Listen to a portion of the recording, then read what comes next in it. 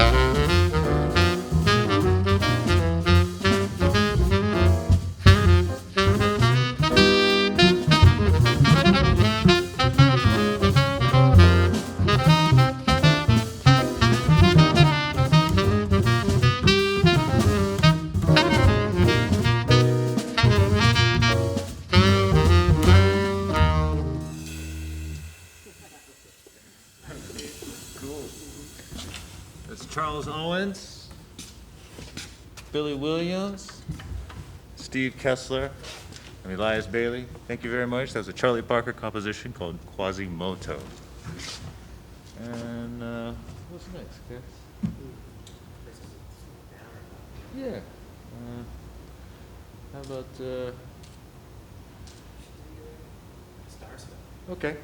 Now we're going to play a composition called Stars Fell on Alabama.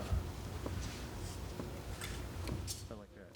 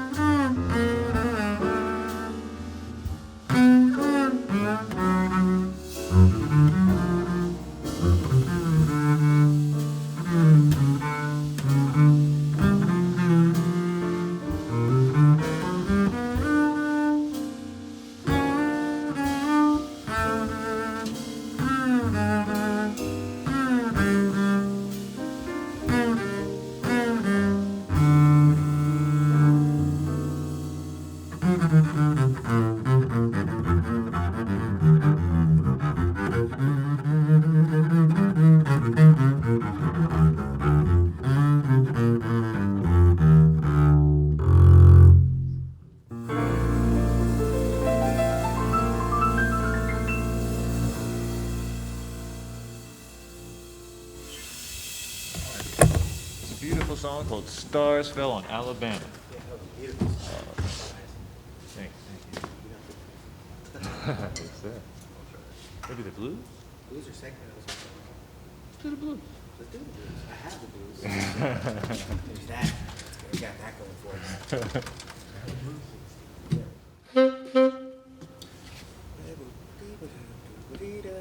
One, two, one, two.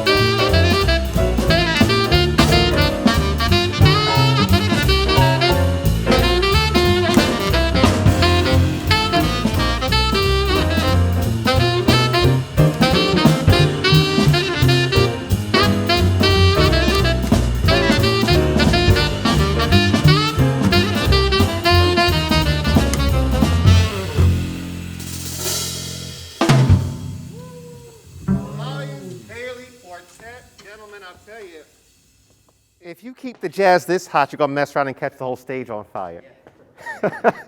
It is time for a break, but Elias, would you join me for a moment for conversation? Absolutely. Right over here. Elias Bailey, thank you so much for the first set of music, you and the three guys on stage with you. We've seen them before, but it's your first time appearing, and I'm very happy to have you on stage with me tonight. Before we get into our conversation, would you take a moment to talk about who you are for my audience who does not know you yet? Well, I'm obviously I'm an upright bassist. I'm originally from this area. I'm originally from Newport News, and I did live in Richmond for a long time. I played with Steve Kessler when I was in high school, and I haven't played with him since. Tonight is the first time. Stop. Get out. Yeah. That time was not lost, I don't think. And let's see here. Yeah, I left Virginia. I went on the road with the Tommy Dorsey Orchestra. Yeah. I left VCU early to do that, and went right from the Tommy Dorsey Orchestra to Rene Marie, and was playing with Rene, and then went right from Rene to Freddy Cole. And then by the end of it, I was playing with Rene and Freddy Cole, because as he slowed down, then she had another opening. So it was just working out, Wow. great. So, and then COVID hit, and I've been back and staying with some family and having a great time here in Virginia. I never got into any hiking or anything like that when I lived here before, and now that's all I do. We go hiking and bike riding. And What else do you do besides go out and enjoy nature? I guess that's a great silver lining for a rough year. right?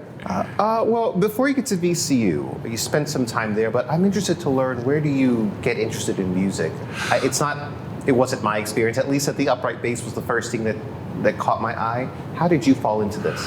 Well, my mother and father both played music.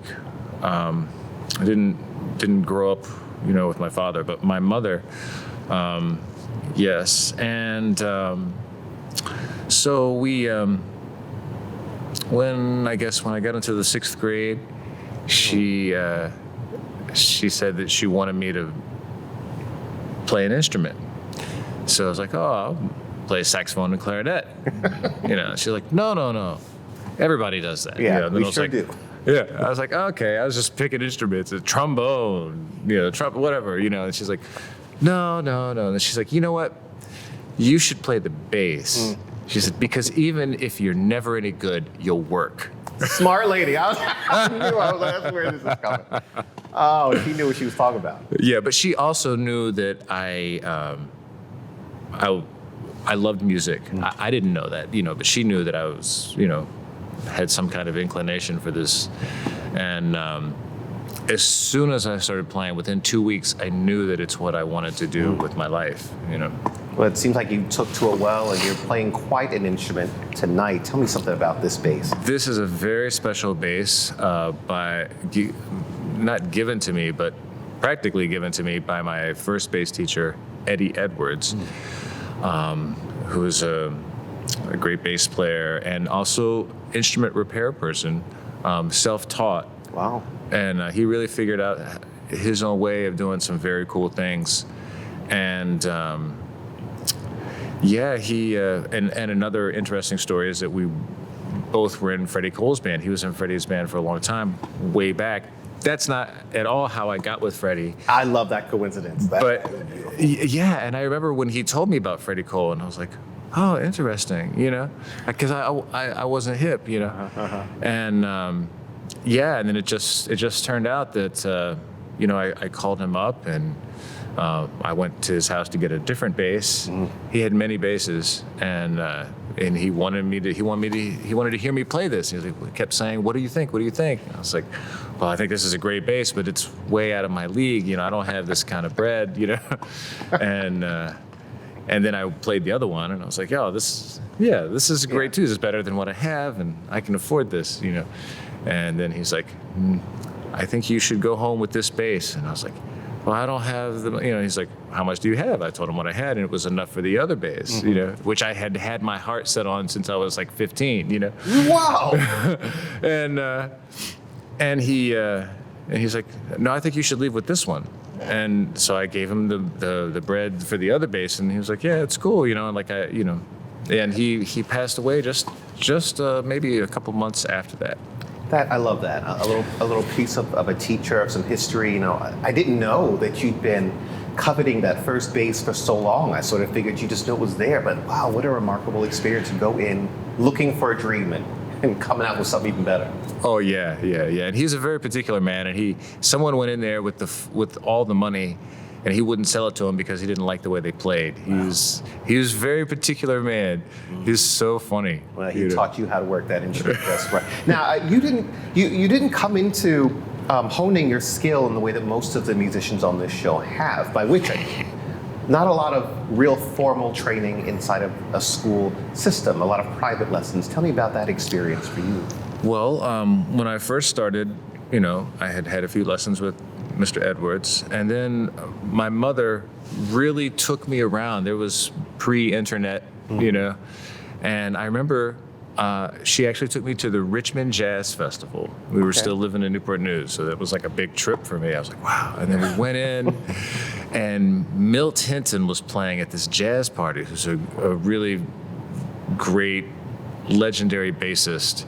And I was just staring at him, and when he finished his set, his nickname was the Judge, Okay. And he just walked up to me, and he's like, do you play? And I was like, a little bit, I'm learning, And he's like, well, play something for me. I was like, I don't really know how to play anything. And so I played an F major scale. And he's like, very good, And then he's like, well, there's a jam session tomorrow. Will you come and just hang out? And I was like, sure. And then he made me go up and play. And I was like, he's like, well, play. I was like, I don't know how to play, And he's like, well, the F major scale. He says, just play an E flat instead of an E natural, and use your ears and play. And I'm gonna stand here right beside you. And that's how I started playing. How old were you? Oh my gosh. I don't know, 12 or 13. Man, you can't beat that. You cannot beat an experience like that. That's incredible. Yeah, and I mean, the nerves you had to feel as a child like that walking in a situation. Well, yes, I felt nervous. I can't say that I had nerves. I had no idea what was going on. I didn't even know who these people were, so it's like, I don't want to make it seem like I didn't, Right. He really had to force me to go up there, Right. know. But what a great experience. And then it just kind of made me not afraid to use my ears. And of course, then we stayed in touch, and he got me scholarships to go to all these summer programs up at Skidmore, and I got to study with him and Todd Kuhlman. And then my mother got me with John Clayton. And John really changed my life. I mean, he's just one of the premier bassists and educators, that this music has ever had. And he studied directly with Ray Brown. Hearing that story and remembering the story we just learned about the bass, two very hopeful experiences to come into the life of any artist, of any performer. I think too often people get discouraged because they don't have enough of this positive example of what music can do, of the love that it can bring. I'm excited for you for that reason. Oh, thank you. Thank you for that. Tell me something tonight. You've brought your bow. We're hearing you pluck. How do you balance between, as a bass player, between moments of accompanying what else is going on or soloing what else is going on? And how do you make the decision to pick up your bow or not? Sometimes it's just a textural change. I love to play the bass with the bow, and any students that I have, I insist that they reach a certain level of proficiency with the bow before we begin plucking the bass, because it's really the only way that you can truly play in tune.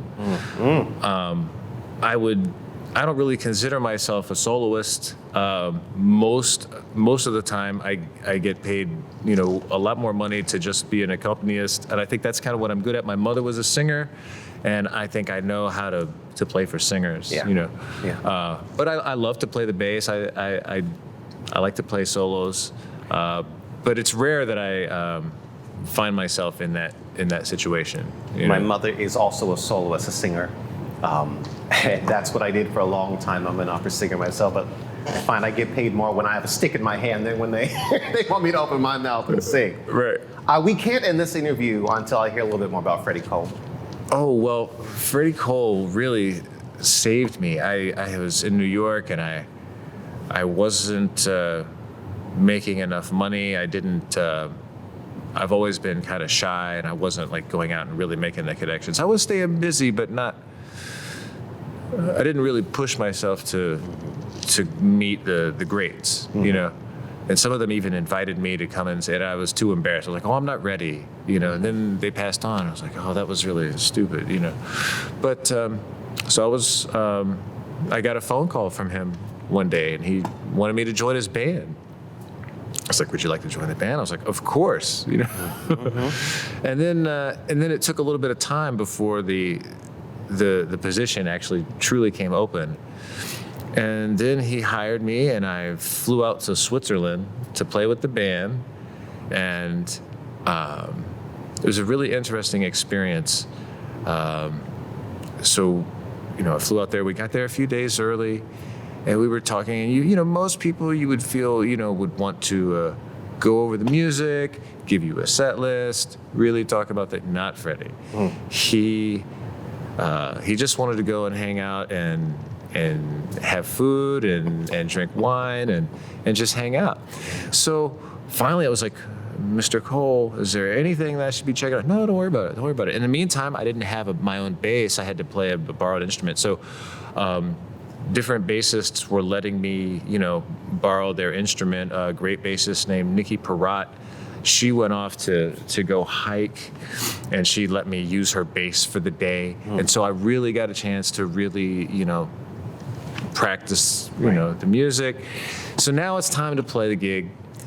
And in the front row, there's like Lewis Nash and Peter Washington, and they're like my heroes, you know. And we were playing, and Freddie never said a word, never said a song, nothing. And then he, you know, before that he said, if you don't know anything, ask the guitar player, you know, who had been there like 30 years, you know. And so we started playing. I'm scared to death. I don't know what I'm doing. I had listened to the music, but then when he goes to play, he plays songs in different keys than on the records, the different arrangements. There's a whole nother thing. And I'm trying to just play and follow along. And the drummer is like screaming at me, who has become like my greatest teacher that I've ever had, Curtis Boyd.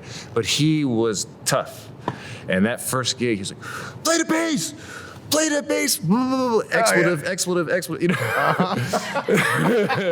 He's trying to get something out of you. Right. And then he's like, and I'm playing, I'm like nervous, and he's like, relax. And I'm like, ah.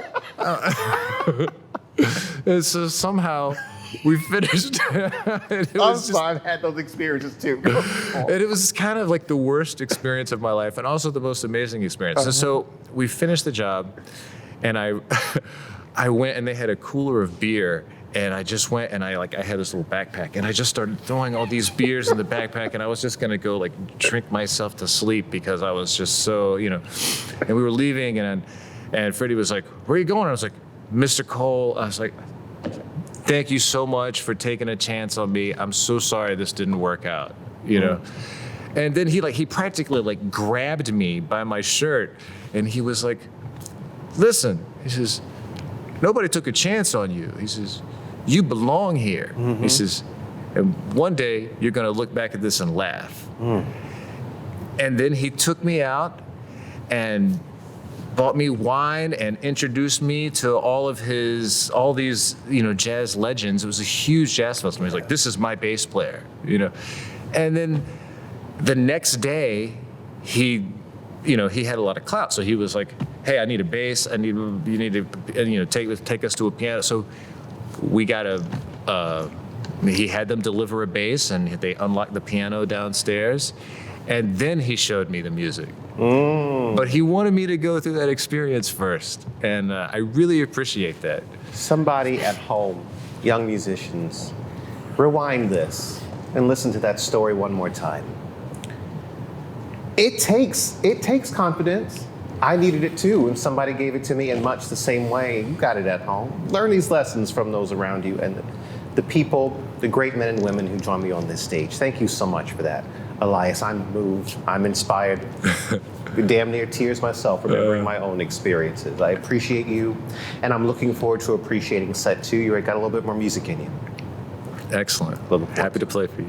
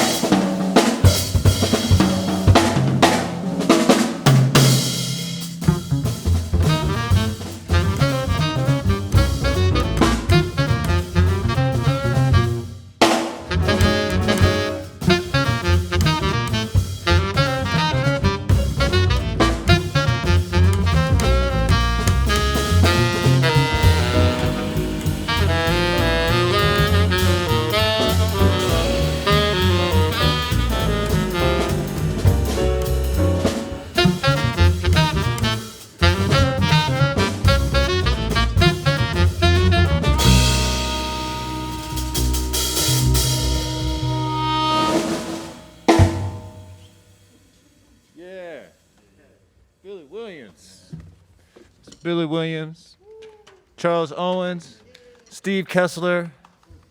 I'm Elias Bailey. Thank you so much. All right. Maybe a little Just Squeeze Me? Just Squeeze Me? Okay, you insist. What's that? Okay. Sure. Cool.